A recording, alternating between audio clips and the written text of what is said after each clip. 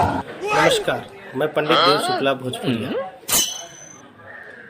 होली इस साल बहुत ही बेहतर ढंग से आप लोग मनाएं। सभी को होली की हार्दिक शुभकामनाएं। इस साल होली में 2528 वर्ष बाद एक ऐसा योग बन रहा है जिससे सारी बीमारियां दूर होंगी। इस बार होली में एक अचूक टोटका है। अगर उस टोटके को कोई भी कर लेता है तो जीवन में समझ लीजिए सारी दुख दूर हो जाएंगे। जैसे अगर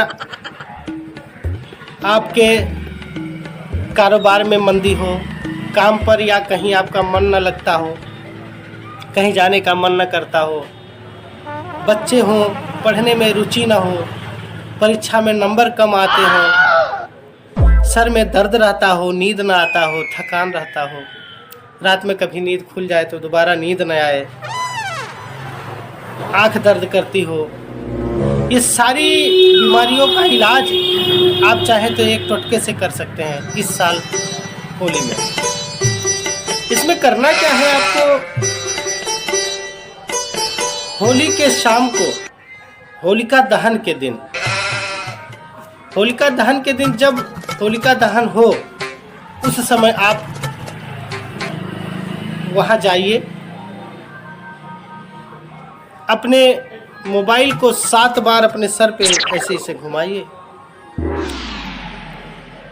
और उस होलिका दहन में उस मोबाइल को विसर्जित कर दीजिए। उसमें डाल के पीछे मुड़कर मत देखिएगा, वापस आप घर चले आइए।